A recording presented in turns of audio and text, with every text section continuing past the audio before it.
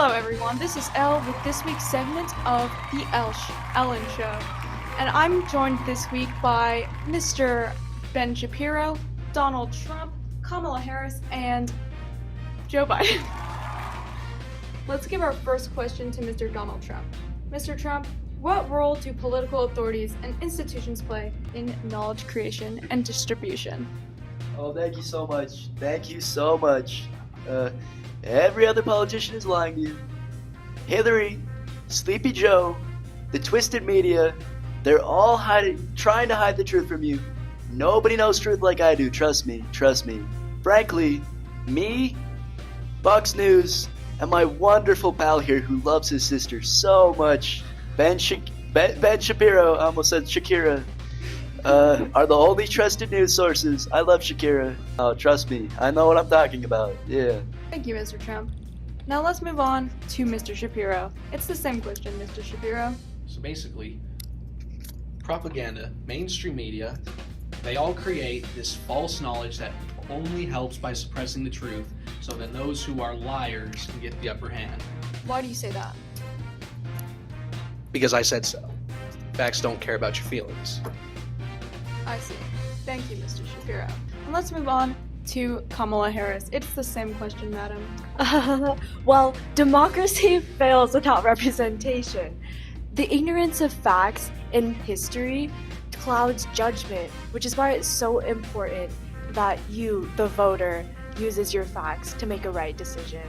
In fact, I don't believe that you guys should trust Mr. Trump at all because he's obviously not advocating for you, the voter, even though us, the Democrats, are advocating for the voters.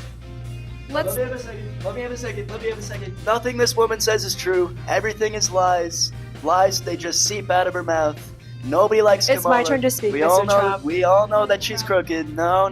Let me finish. Let me finish, guys. Okay. Professional, Mr. Trump. Thank you. See, continue now. With the ignorance of facts, it only restricts your view of true political knowledge. Unlike Mr. Trump's opinions, you really need to focus on the facts. Thank you, Mrs. Harris. Let's move on to Mr. Joe Biden.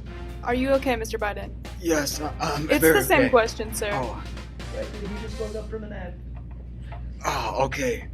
So, I believe that authorities and institutions are integral to protecting our democracy, and things such as our news media and the White House are important institutions that bring Americans together. And the news media is so important because it creates and distributes knowledge. That's why it's democracy. Thank you, Mr. Biden. Now, let's move on to our second question. Mr. Trump, why are referendums sometimes regarded as a contentious decision-making tool? Oh, I'm so glad that you asked me that today. No one state should think that they are better than me, Trump. I'm the greatest president to ever live. But every state, frankly, they should be allowed to vote. Vote for me, Donald Trump. They should be allowed to vote for me, nobody else. A wall needs to be built, trust me, a wall to keep out the people who won't vote for me. Thank you, Mr. Trump. And let's move on to Mr. Shapiro. It's the same question, Mr. Shapiro.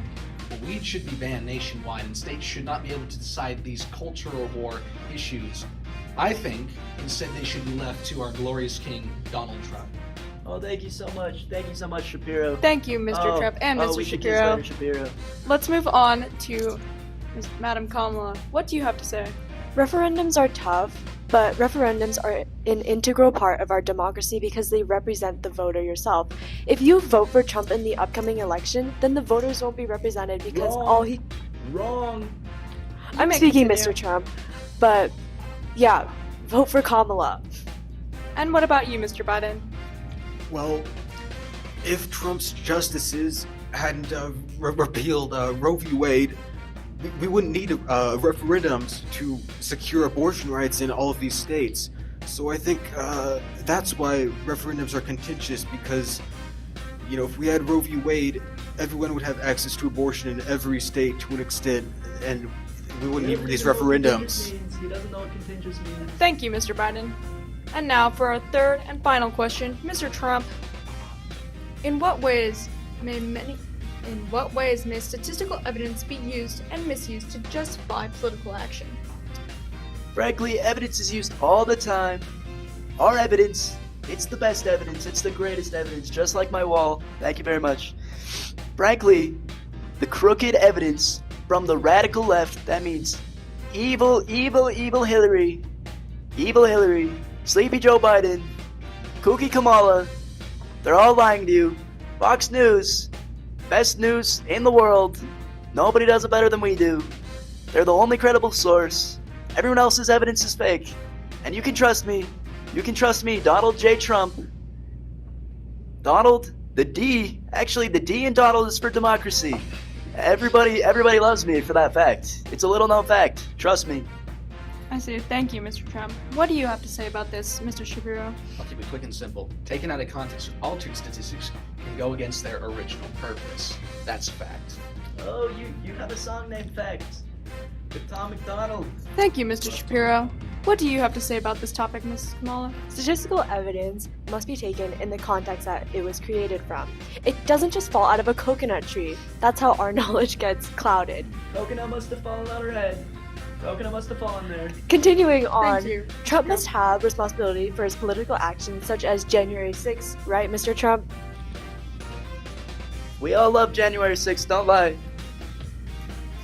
And how about you, Mr. Biden? What do you have to say about this topic? Well, folks, sometimes data can be cherry-picked and it can be used to be misleading from what it was originally used for. And we call this data distortion, and when we distort this data, it kind of changes the original meaning, so that's why it's so important to understand how statistical evidence can be manipulated. Thank you, Mr. Biden. Mr. Biden. Mr. Biden, are you okay? Typical Sleepy Joe. I would never Thank do that.